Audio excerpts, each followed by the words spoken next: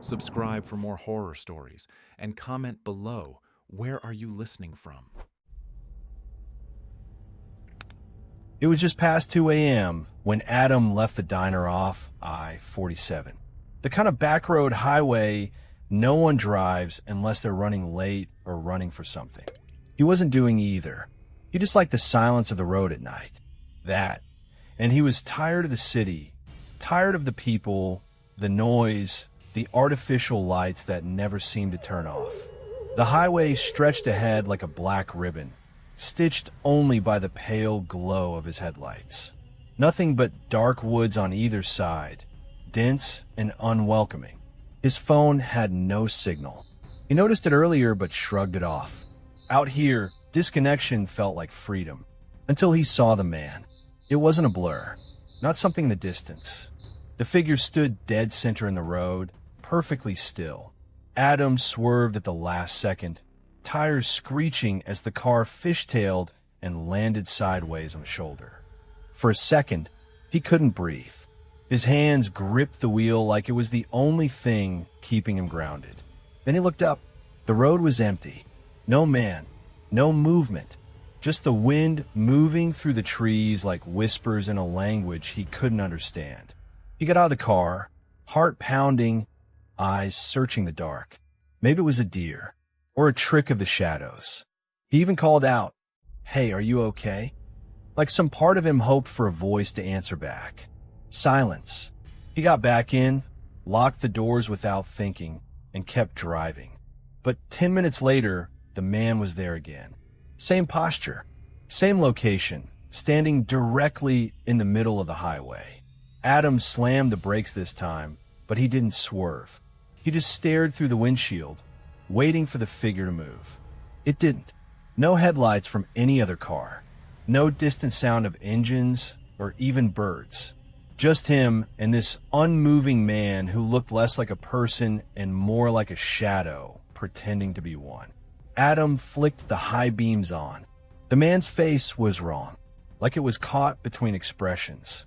Not angry, not sad, just stuck. Frozen, blank, like he hadn't decided who to be yet. His clothes didn't match the time period, either.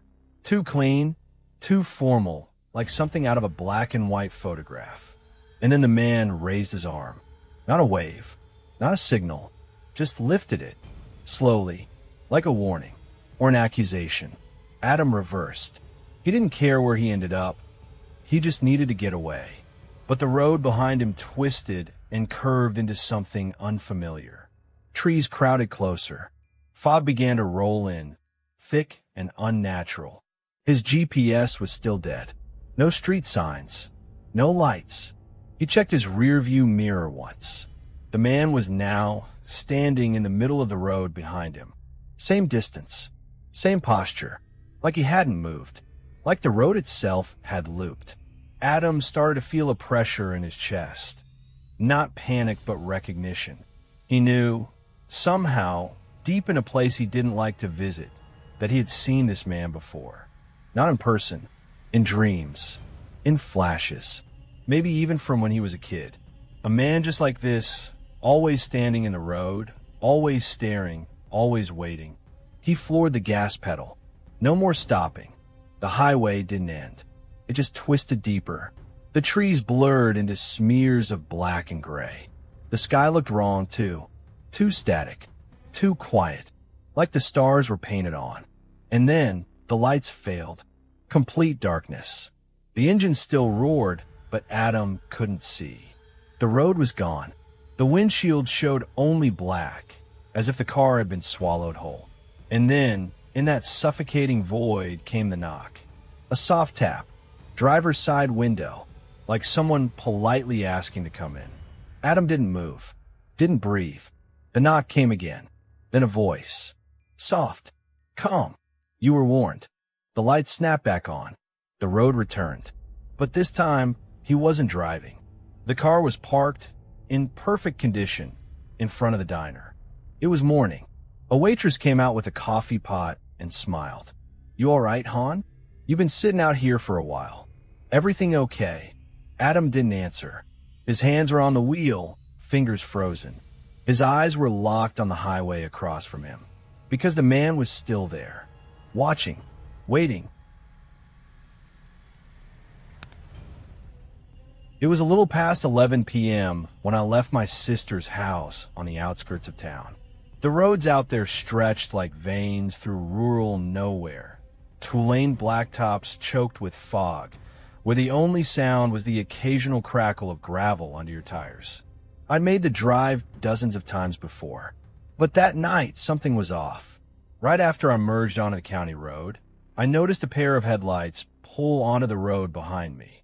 Not close, but there, steady, bright, like they had just been waiting. At first, I didn't think much of it. People drive late all the time. Maybe another night, owl heading somewhere unimportant. But I'm cautious, especially at night. So, I kept my eye on the mirror.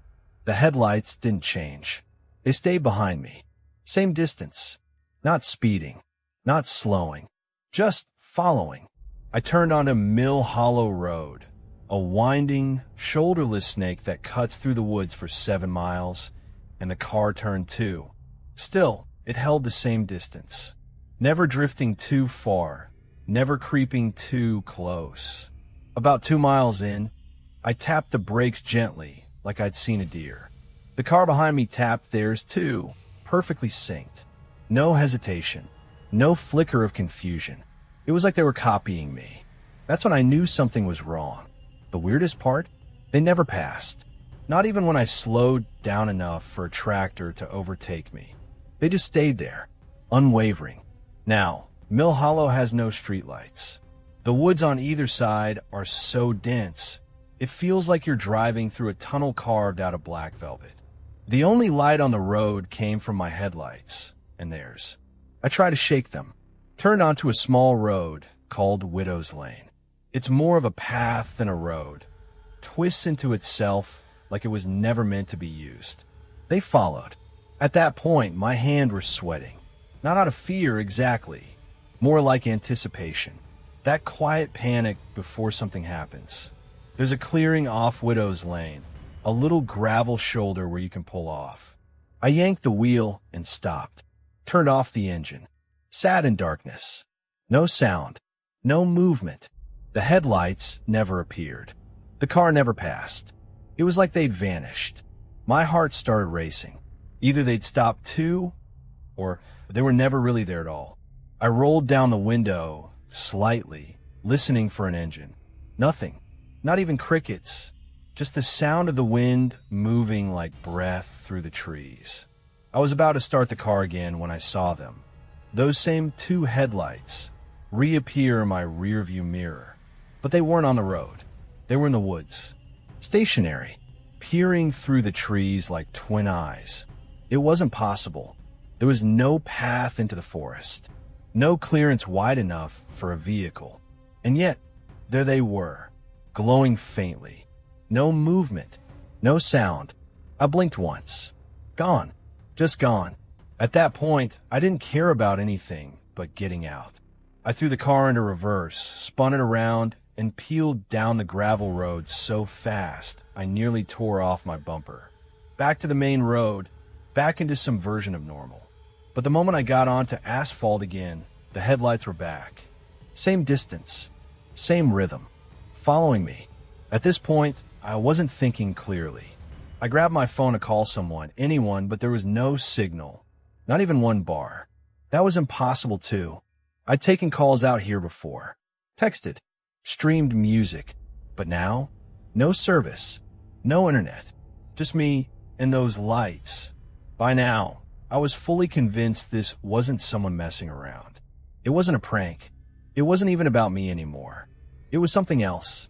Something that had noticed me on the road and decided to keep me in its sights. I finally reached the old gas station near Harker's Hill, the only structure for miles. The lights were still on inside, but it looked closed.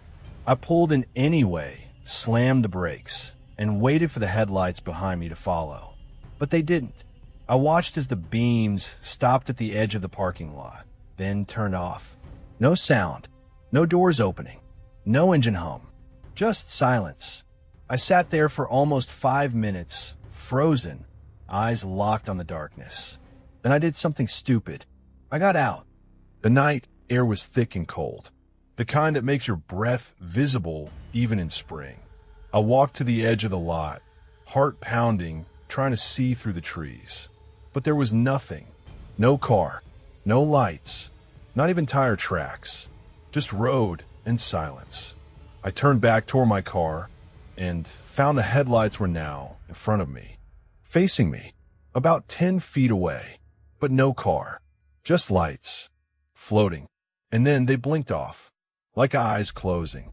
I ran, got in my car, drove all the way home without stopping. Didn't see another car, didn't see another light, just drove in absolute silence, wondering if I'd lost my mind or if something had followed me home. Later that night, I checked my dash cam. I don't know what I was expecting. Maybe some glitch, some proof. But there was nothing, just an empty road. No headlights behind me. Not once. But the footage had one anomaly. One frame, just one, about 40 minutes into the drive. A freeze frame where something flickered in the rear window reflection. 2 pinpricks of white. Too low to be headlights. Too high to be eyes. It was supposed to be a quiet, uneventful drive. Evan had taken this road dozens of times. A 2-lane stretch of forgotten highway that cut through the edge of the forest. No lights, no other cars, just the endless hum of tires against cracked asphalt. He preferred driving at night. It helped him think.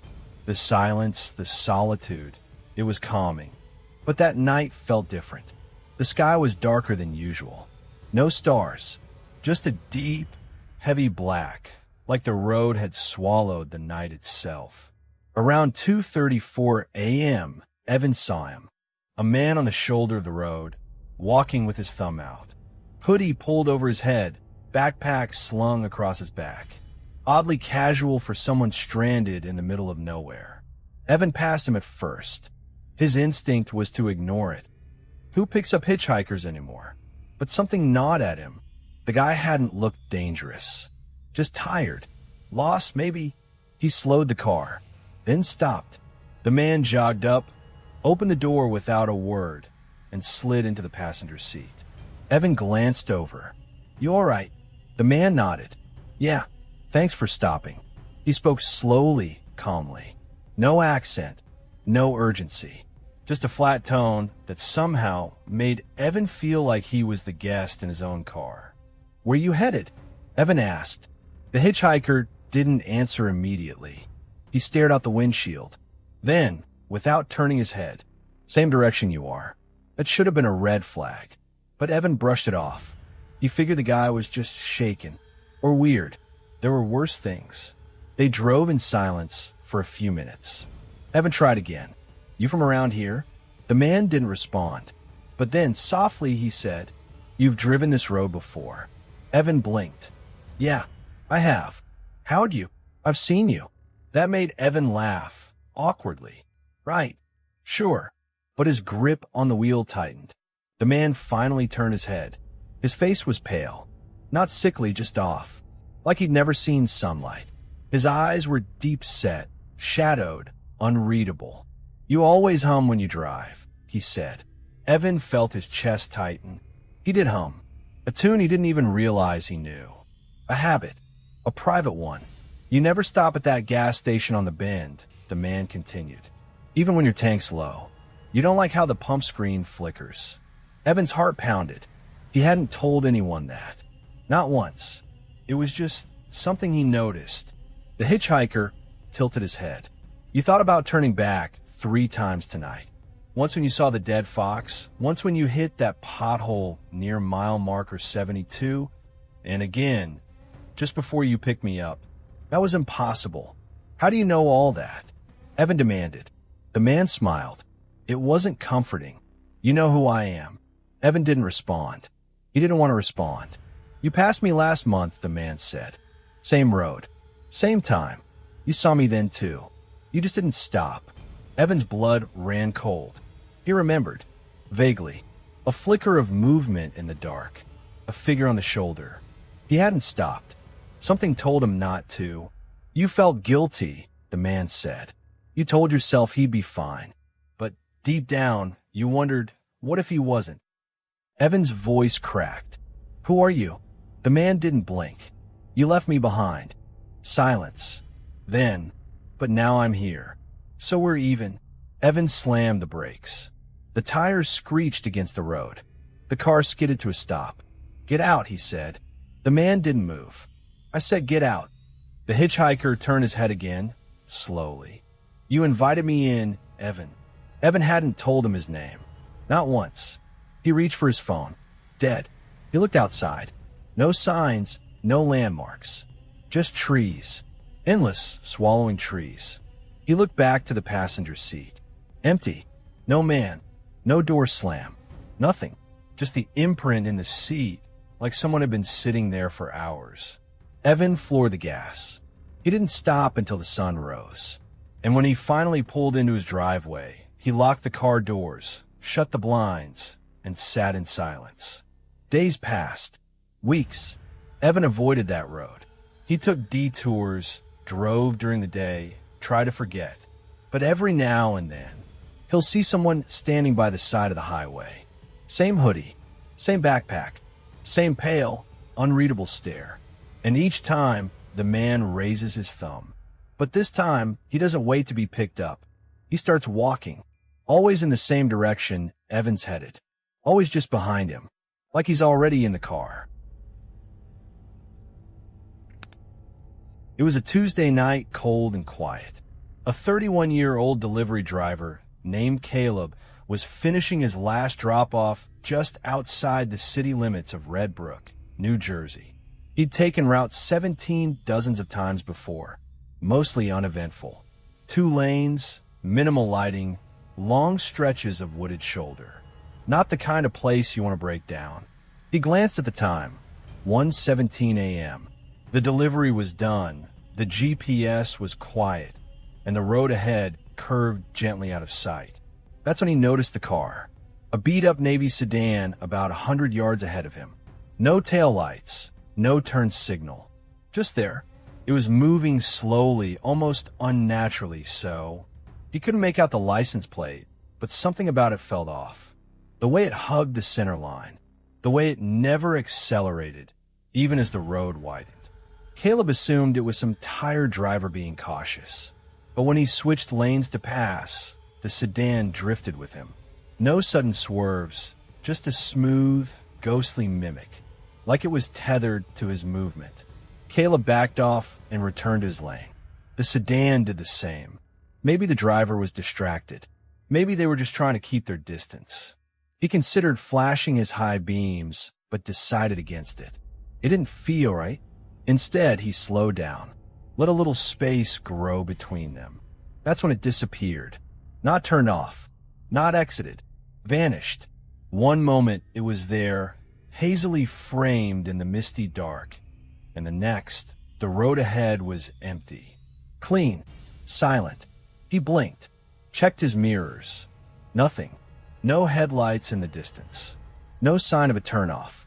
Route 17 at that stretch didn't even have an exit for another 6 miles. Caleb's breath hitched. He gripped the steering wheel tighter. But just as he reached the spot where the sedan had been, his radio clicked on. No music, no static, just a single, garbled voice. Male, maybe, speaking low and rhythmic, repeating one phrase. You missed it, over and over. Then silence. The display on the dash went dark. All systems restarted. His GPS blinked back to life and rerouted. Only the address on the screen wasn't his home. It was the same delivery address he'd just left, exactly 37 minutes ago.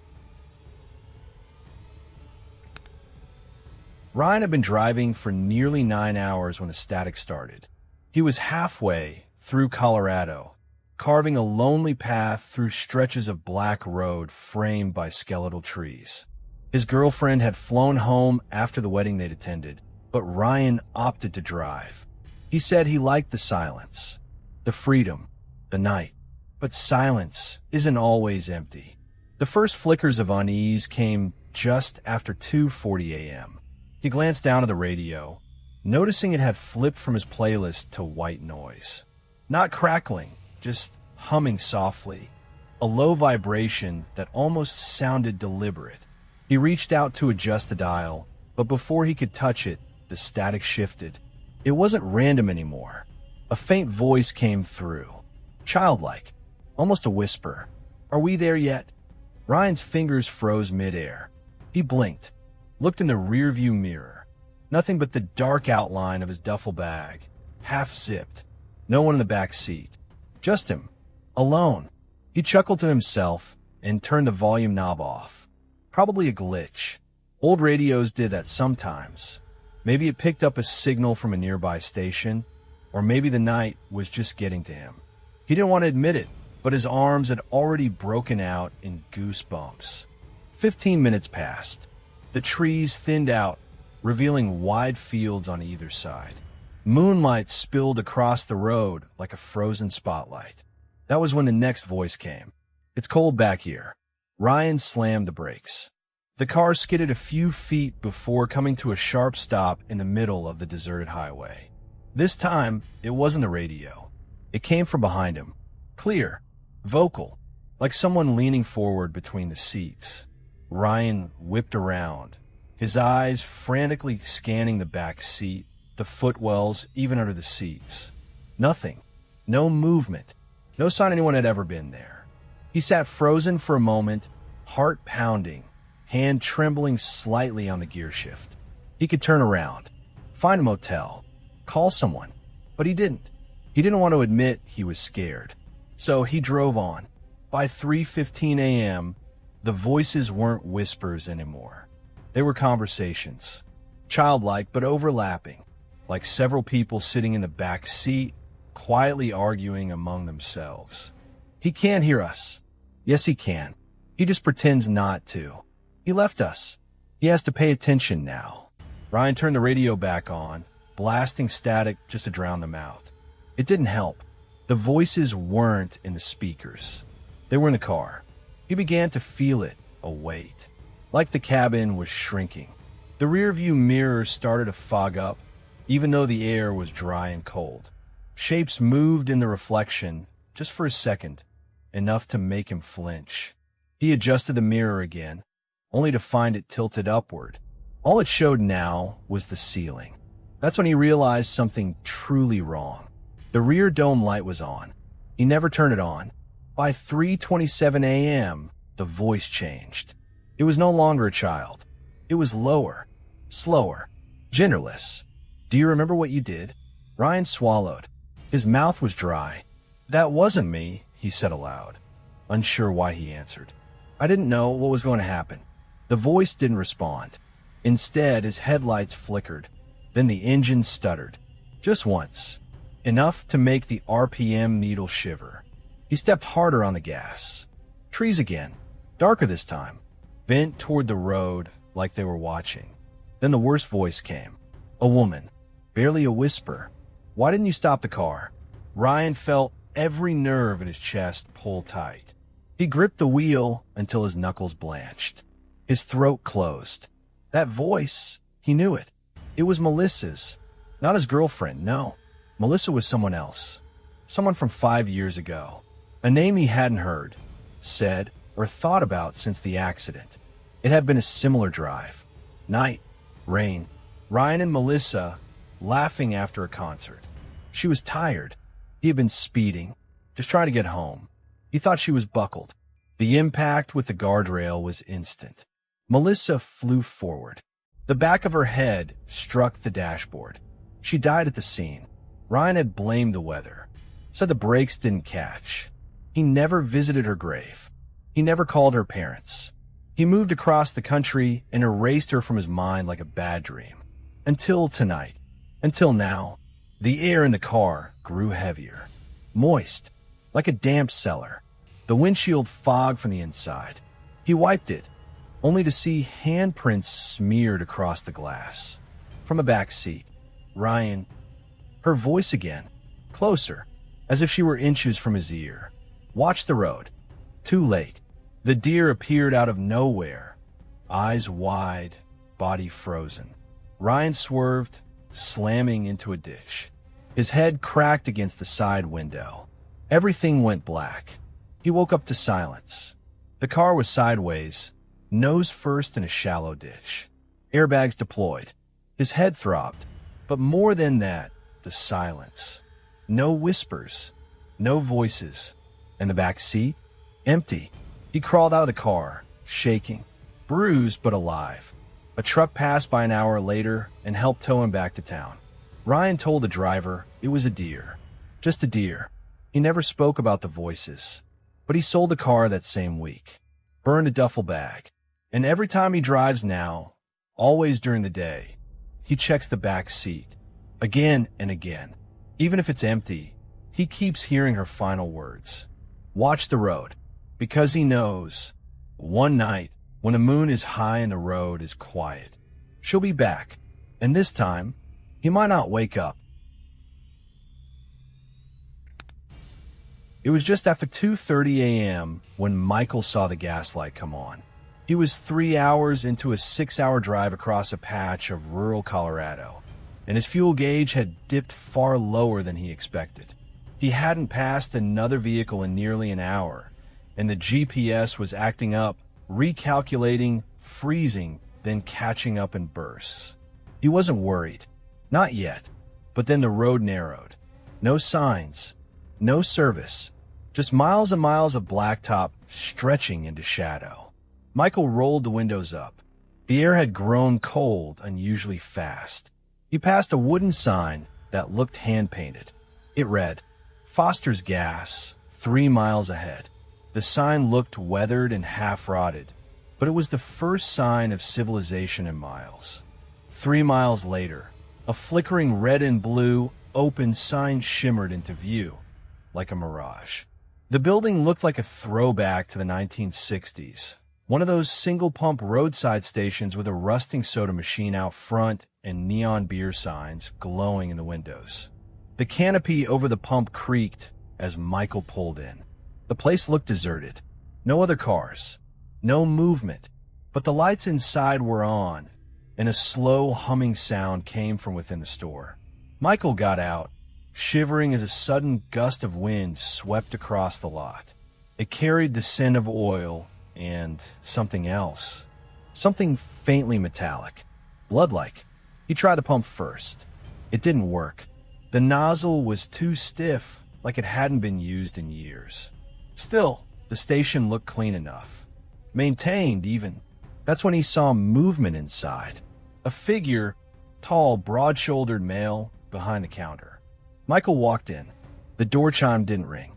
That should have been the first sign something was wrong. The air inside was still and dry, like the inside of a seal box. The cashier, if that's what he was, didn't look up. His back was to Michael. He was facing a wall of cigarettes and lottery tickets, perfectly still, like he'd been frozen mid-action. Hey, Michael said, pump isn't working. Can I prepay? No response. Michael stepped closer. Hello.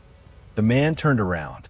His eyes were too wide, unblinking, his skin pale like wax. His smile looked painted on, too even, too still. He said, You already paid. Michael's stomach dropped. No, I didn't. The man tilted his head slightly, like a mannequin shifting on a spring. You already paid? He repeated, this time slower. And you should go. A door slammed shut somewhere in the back. Michael looked around. The layout of the store was off. The candy racks were filled with brands he didn't recognize. King's Delight, Morin Wafers, Blue Churn Chews. Labels that looked familiar in shape, but not in name. He turned back toward the counter. But the man was gone. Not walked away. Gone. Vanished. There was no back room. No place he could have gone. Michael backed out of the store, adrenaline rising. The hum he heard earlier was louder now, almost vibrating beneath his feet. He rushed to his car, but when he reached it, he stopped cold. The car wasn't running.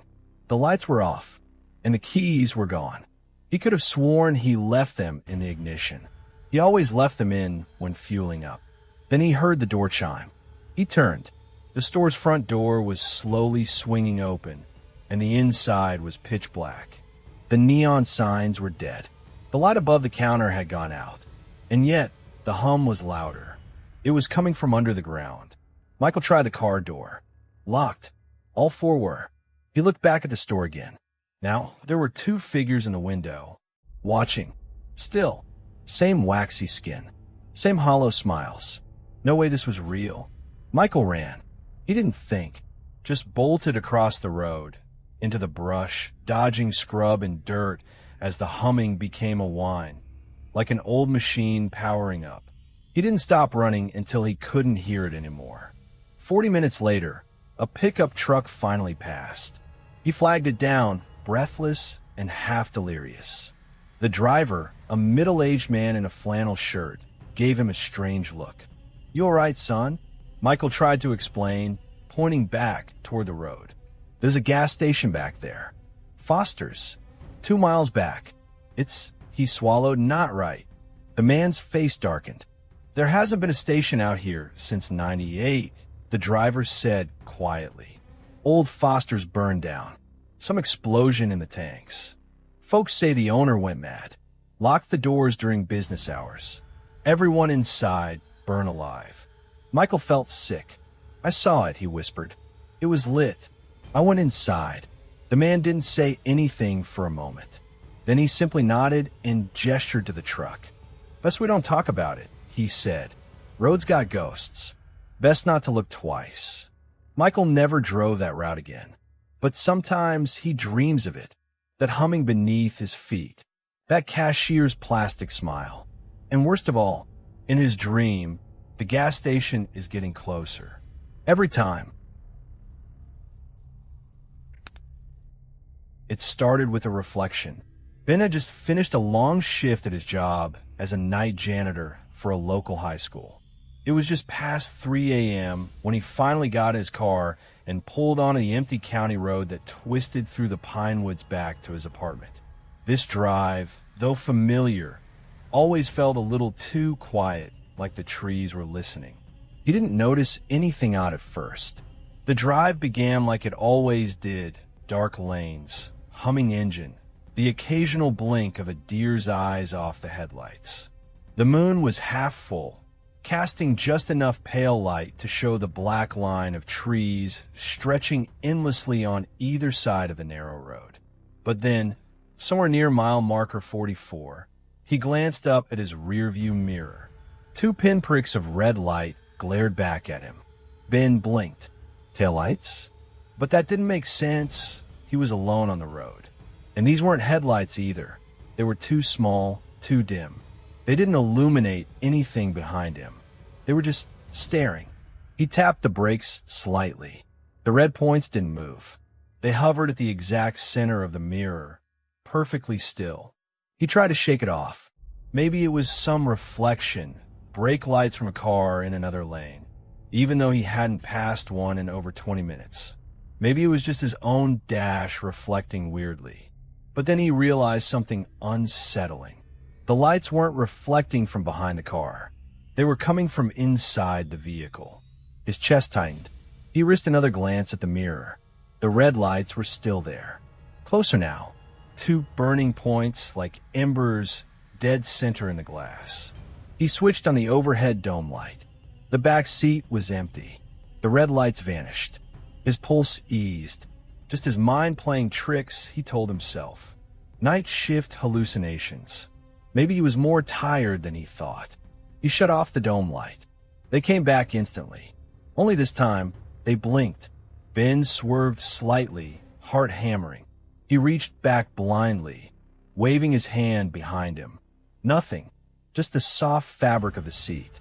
But when he looked in the mirror, he saw movement, a vague shape shifting in the darkness behind him, like something had leaned slightly to one side to avoid his hand. The car grew colder. He turned the heat up, still cold. His breath was starting to fog up the inside of the windshield. Ben sped up, 50, then 60. The road remained empty. He passed no cars, no lights, not even a distant farmhouse. just more forest and endless asphalt. He decided not to look in the mirror again. But that was worse, because now, even without looking, he felt the presence behind him. The pressure of being watched. A weight in the back seat that hadn't been there before. Something silent, waiting. Then came the tapping. 3 soft taps on the back window. Tap, tap, tap.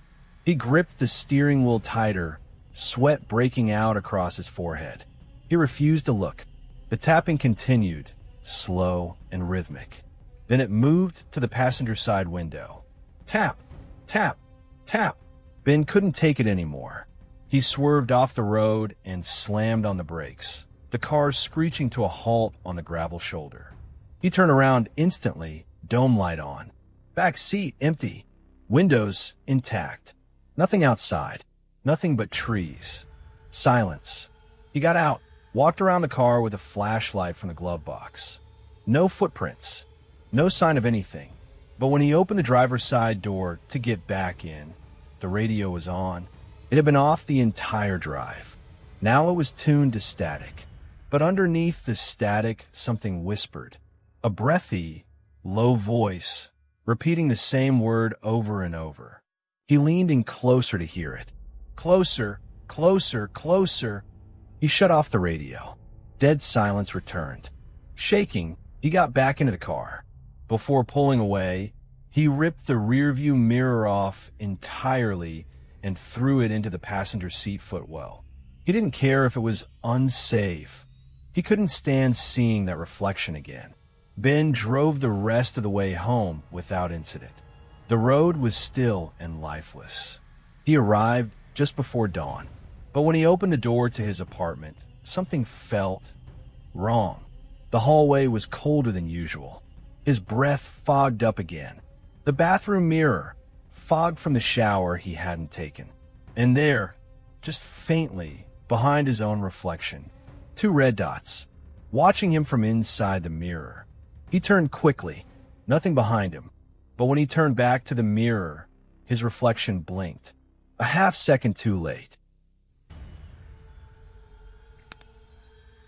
It started just past 1 a.m. He was driving through a winding mountain road in upstate New York, where the only light came from the pale beams of his headlights and the occasional reflective road marker. Trees blurred by on either side, like sentinels watching from the shadows. It had rained earlier that evening, leaving the asphalt slick and dark like an oil painting stretched across the hillside. He wasn't in a rush, just restless. Some nights, he said, he couldn't sleep until the road pulled it out of him. So he drove. He knew this road well. Every turn, every dip, every sudden curve. But that night, something felt slightly off. The GPS flickered once, then stabilized. The radio buzzed softly with static, even though it wasn't turned on. Just barely audible. Just enough to make the silence worse. And then, at the bend before the overlook, he saw her, a woman, standing motionless on the side of the road, just before the sharpest curve. She was barefoot, wearing a long, white dress that looked old, almost antique, like something you'd find in an attic sealed shut for decades. She didn't move, didn't flinch at the oncoming headlights. Her long black hair hung over part of her face, but not enough to hide the fact that she was staring directly at him. He slowed down. Naturally, anyone would. But as he passed, her eyes locked with his. Wide, hollow, like she hadn't blinked in years.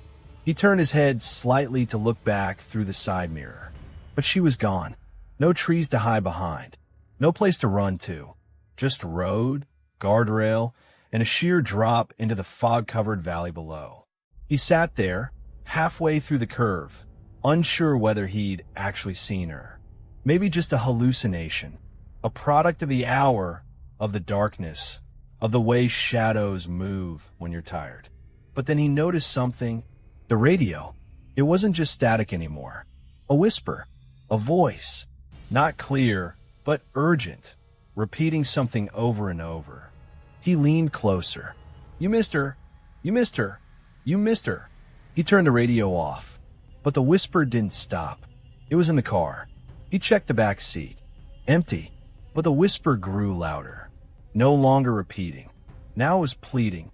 You weren't supposed to look away. That's when he noticed something else. The road didn't look the same anymore. The guardrail had vanished. The yellow reflectors were gone. The trees looked twisted. It was the same curve, again. The exact same one.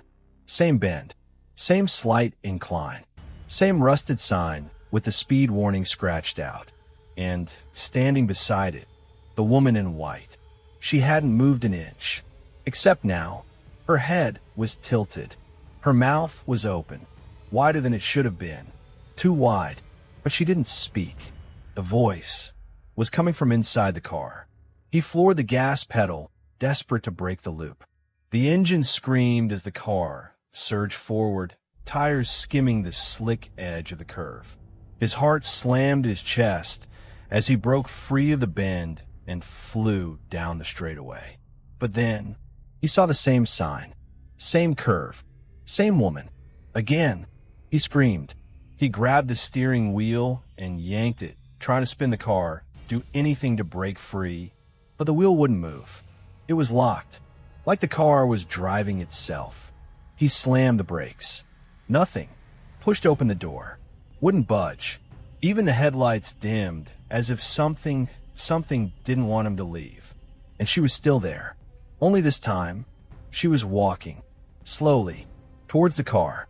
Each time he blinked, she got closer. He closed his eyes tightly, hands clenched on the wheel. And for a moment, everything stopped. The car, the sound, even the whisper. Just dead silence. When he opened his eyes, he was on a different road. No fog, no curve. Just the straight highway stretching into the distance under the light of a dull, indifferent moon. The radio was off. The engine was quiet. Everything was still. But something had changed. The air felt wrong, slightly too cold. And in the rearview mirror, there was a smear, like a handprint. Faint, wet, from the inside of the glass. He never drove that road again. But the strange part? When he told the story to a local a few years later, they said there used to be a curve like that. Back in 1950s, a woman died there. A crash in the rain. She'd been waiting for her fiancé to propose. He never showed. They say she walks the curve now, always looking for the one who took his eyes off the road. The one who looked away. It was supposed to be a quick drive, 3 hours, maybe 4. Darren had driven this route more times than he could count, from his apartment in the city to his dad's place out near the mountains. He always left around 7 p.m., just late enough to avoid traffic. This time, he didn't hit the road until close to 10. The highway was quieter than usual. No taillights, no other cars in sight, just an endless two-lane stretch of cracked blacktop disappearing into darkness. He turned on the radio to keep himself company, just low enough to stay in the background. Classic rock filled the silence, and for a while, things felt normal. About an hour in, just as he crossed into a long wooded corridor between mile markers 212 and 213, the music cut out. No warning, just an abrupt switch from Led Zeppelin to static. He figured the station lost signal. Common out there. Still, something about the static sounded off. It wasn't random, more like rhythmic pulses. A pattern. He adjusted the dial. Nothing but more static across every station. Then faintly a voice. It came between the fuzz, choppy, broken, and distant. He turned the volume up. At first, it sounded like two people whispering back and forth in some kind of code. Then the static surged again, followed by a loud thump from the back of his car. He hit the brakes. Hard. His headlights swept across the trees, catching only branches and fog. He stepped out cautiously, heart racing. Nothing behind him. No damage. No animals. Just silence. When he got back in, the car interior felt different. Colder. He turned the key. The engine sputtered, then finally turned over. The radio was still on, except now it was playing something else. A low hum, almost like chanting. He tried turning it off. Nothing. The power button wouldn't respond. The screen just flickered, showing symbols he didn't recognize. He reached to unplug the whole system, but then it happened. A scream, not from outside the car, from inside the speakers.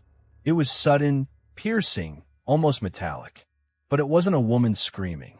It sounded wrong. Too many layers.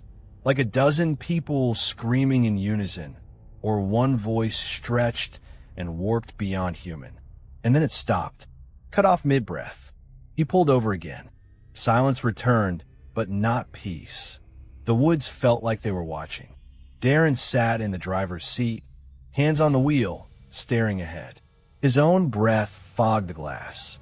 He looked down at his phone, no signal. Of course. He started driving again. But something was different. The road. It didn't look the same. He should have passed exit 14 by now, but the signs all read exit 13. Over and over. Exit 13. Exit 13. Each one identical, like he was stuck in a loop. And the radio turned itself back on.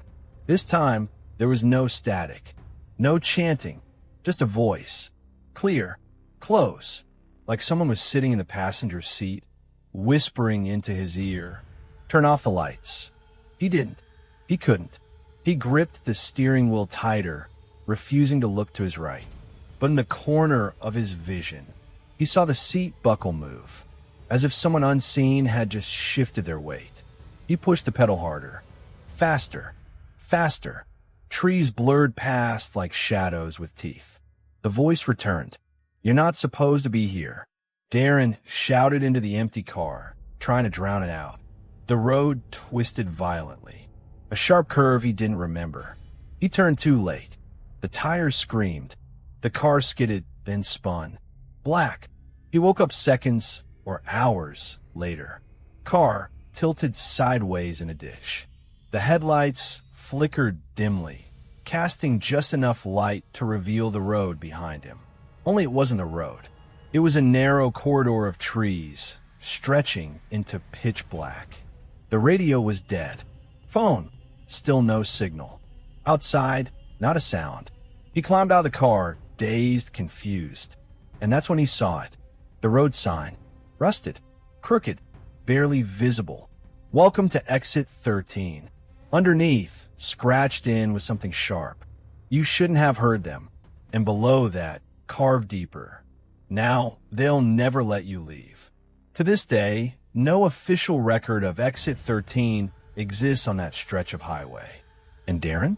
He was found days later, wandering aimlessly down an abandoned service road. Eyes wide open, lips moving silently, radio wire wrapped around both wrists. When asked what happened, he only said one thing. The screams, they weren't on the radio. Liam had taken this route 100 times. The stretch of highway that cut through the forest was straight, flat, and uneventful, perfect for clearing your head on a late-night drive. That evening, the sky was thick with fog, and the only light came from his headlights and the occasional flicker of a broken street lamp. He had the windows cracked just enough to hear the crickets humming in the distance, until they stopped. The silence wasn't peaceful.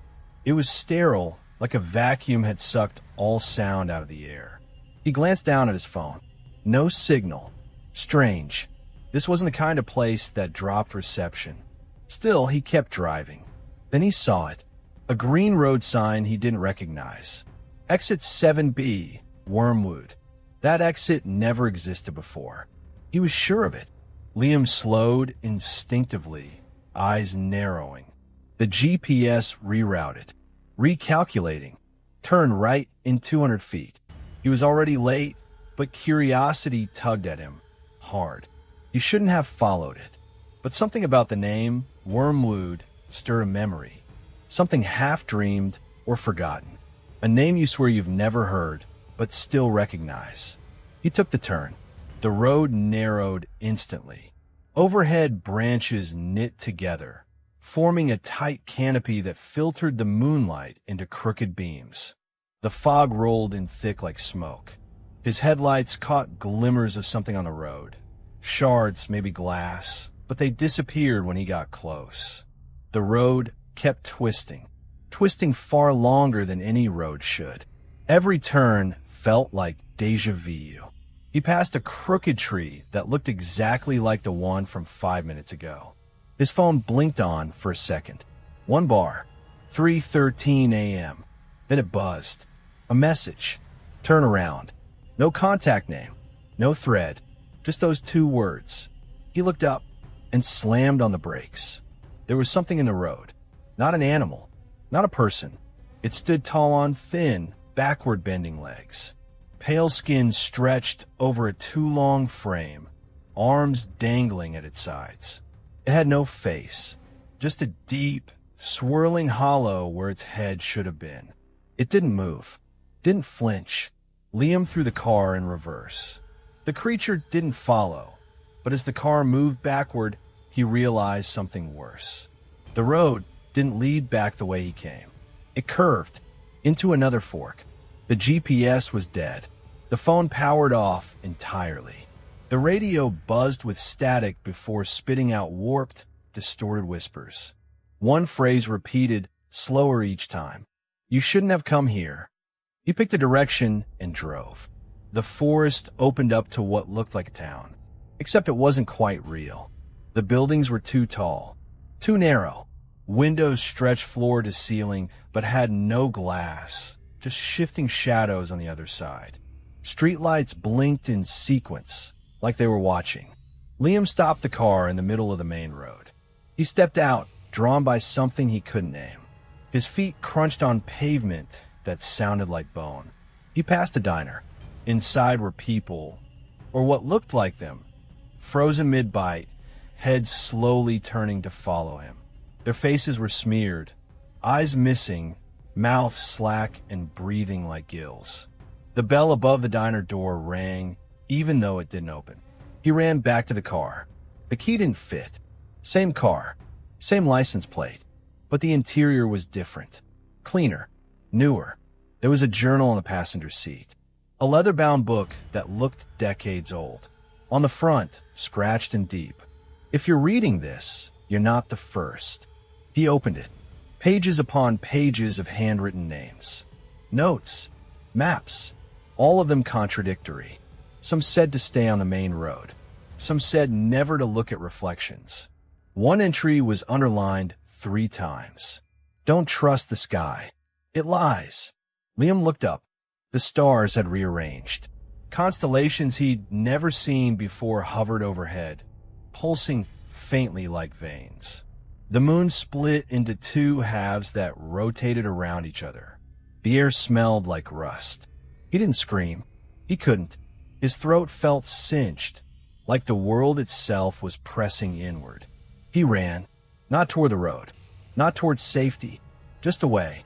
The town faded. Trees returned. The road opened. And suddenly, he was back on the highway. His hands gripped the wheel. His phone buzzed.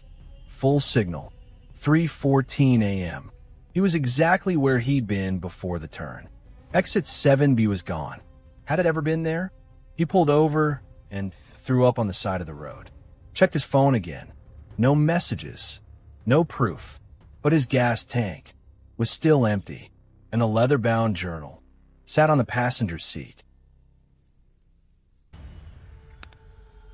It was a late autumn night when Caleb left his friend's place in upstate New York. The back roads were winding, misty, and almost too quiet, as if the trees themselves were holding their breath. He didn't like driving at night, especially not out there. But it was either that or crash on a stranger's couch, and Caleb hated imposing. The road ahead narrowed, and the fog started getting denser. His GPS lost signal, the kind that says rerouting but never actually does. For a while, the only sound in the car was the faint hum of tires on damp pavement and the occasional rustling of branches above. That's when he saw the man. At first, it looked like someone waving frantically at the side of the road. A dark figure, hunched, swaying slightly. It was too foggy to make out details, but Caleb instinctively slowed down. The man stepped into the road. Caleb slammed the brakes, tires screeching on the wet asphalt. The car stopped just short of the figure, who stood eerily still in front of the headlights. He was wearing old clothes, mud-stained jeans, and what looked like a mechanic's shirt, sleeves rolled up. But something was off. The man's arms hung by his sides. He wasn't waving anymore. In fact, he never had been. Caleb sat there, frozen. The man hadn't moved a muscle since stepping in front of the car. Yet Caleb could have sworn he saw the gesture, an unmistakable wave, like someone asking for help. Only now did he realize the arms had never lifted. There were no hands, just sleeves hanging limp and empty. Then the man's head tilted, not quickly, but like a puppet being gently nudged by unseen strings. From side to side, curious, measuring, Caleb slowly reached for the lock button. The man moved closer, not walking, just closing the distance. Like a frame skipping in a video, he was suddenly at the driver's side window, peering in. Caleb's heart pounded as he stared straight ahead, afraid that if he met those eyes, whatever they looked like, he'd never be able to look away again. But there were no eyes, just a blank, featureless face, like someone had taken an eraser to a photograph. A faint outline of a nose. No mouth, no expression, just void. The lights flickered, and the next thing Caleb knew, he was driving again. No memory of pressing the gas. No recollection of steering away. He was just back on the road, several miles ahead. The fog was gone. So was the man. Caleb didn't say anything about it for weeks. Not to his friends. Not even to himself. It just sat there in his mind, like a dream that's too real to dismiss, but too strange to accept. But dreams don't leave bruises. Because on the morning after, when he was brushing his teeth, he noticed something strange in the mirror. Faint, almost hidden beneath the sleeve of his t-shirt. A set of finger-shaped bruises around his wrist. Perhaps there's a stretch of road out there, still shrouded in fog, where the thing waits. Not to attack, just to wave, and see who stops. Daniel had driven through that stretch of mountain road 100 times. Route 93 was an old state highway carved into the base of a steep ridge, mostly used by delivery trucks and the occasional thrill-seeking traveler. But that night felt different. He was coming back from visiting his parents, an uneventful visit, save for the heavy storm rolling in. The rain was a steady drone on the windshield, washing the road in silver and shadow. It was around 2:41 a.m. when he entered the tunnel. It didn't have a name, just a rusted sign that read, Clearview Underpass, 1.2 miles. The moment he drove in, the rain stopped, cut off by the concrete mouth like someone had shut off the world behind him. The air inside felt thick, dusty. His headlights barely cut through the gloom, illuminating old, cracked walls tagged with faded graffiti. He glanced at his odometer.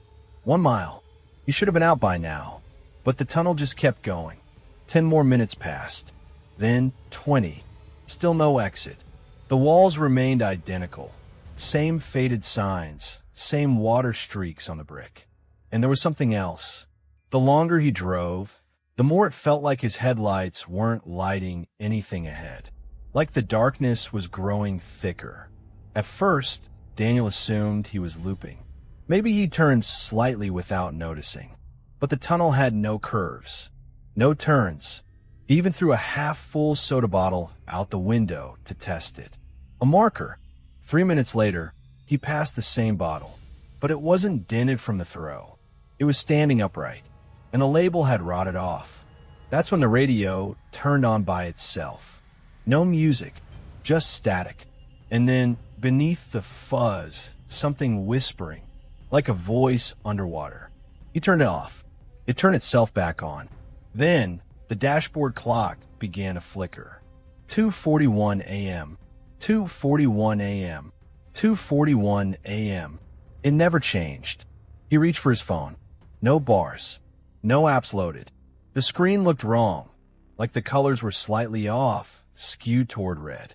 He tried calling out loud, even honking his horn. The echo never came back. That was the moment Daniel realized something terrifying. In tunnels, echoes always return, unless there's nothing left to bounce off of. Daniel was beginning to unravel. His fuel gauge remained full, though he'd been driving for nearly an hour. The bottle had reappeared again, now crumpled, with bite marks on the plastic. He pressed the brakes. The car didn't stop, not because the brakes failed, but because he wasn't in control anymore. The steering wheel resisted his grip. The headlights dimmed, revealing shadowy forms along the edges. Figures barely visible, like smudges in the corner of your eye. One of them stepped forward. Its head scraped the tunnel ceiling. No face, no features, just an impression of a thing that shouldn't be real.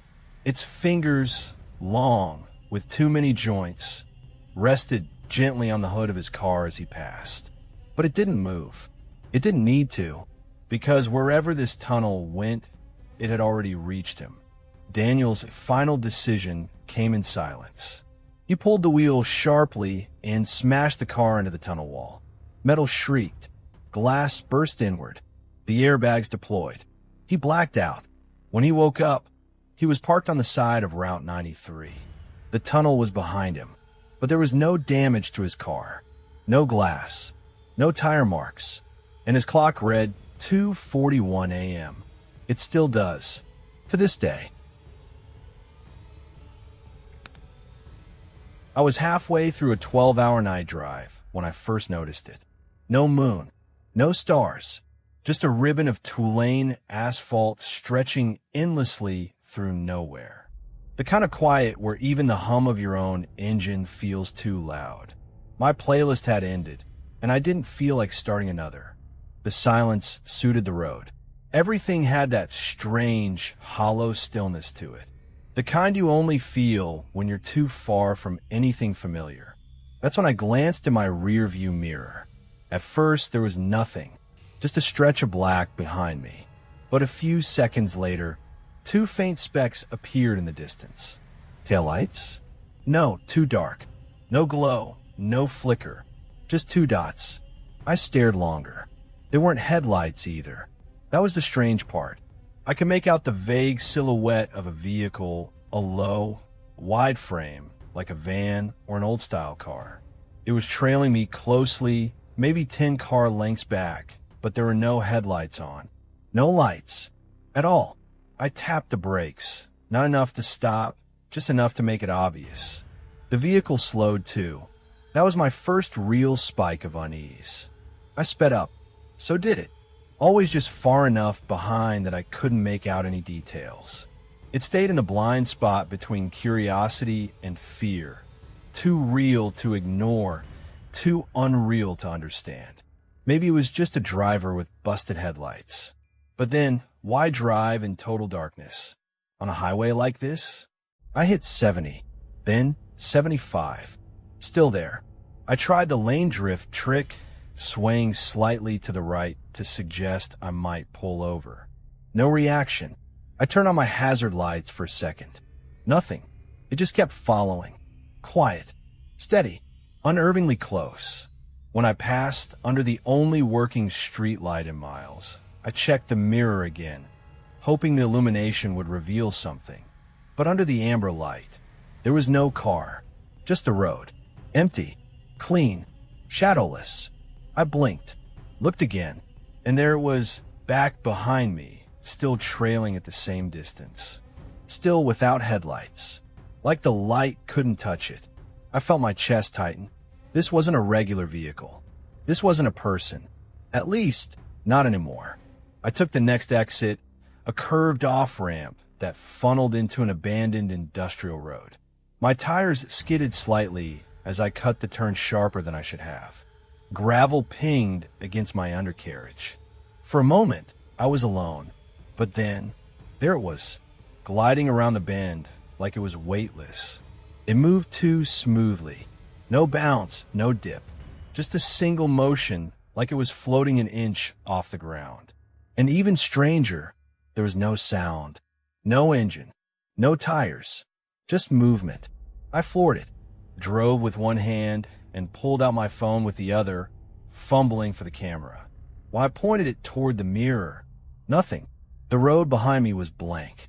But in the mirror itself, it was still there, visible in reflection, gone in reality.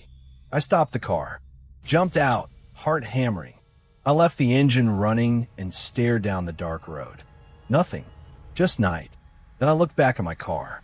The rearview mirror was facing me, and in it, that same vehicle. Closer now, too close. I got back in, locked the doors, threw the car into gear. But the moment I hit the gas, my headlights cut out. So did the dash lights. The music, everything. The car was still running, still moving. But now I was the one driving blind. And in that sudden blackness, I realized something horrifying. I wasn't leading anymore. That thing wasn't following me. I was being towed. I don't know how long I was in that black void of motion. There was no sense of distance, no turns, just that same stretch of road that somehow never ended. Then suddenly, blinding white light. My headlights flicked back on. I was on a different road. No signs, no exit markers. My GPS was blank, just a spinning circle. The car clock now read 3:13 a.m. I slammed the brakes. Behind me, nothing. No car, no sound, no presence. But when I got out, something fell off. I walked around the back of my car to check the bumper, and there, pressed faintly into the dust, were two perfect, symmetrical impressions. Like hands, but not human. Too long, too wide, too thin, like they weren't pushing. They were holding on.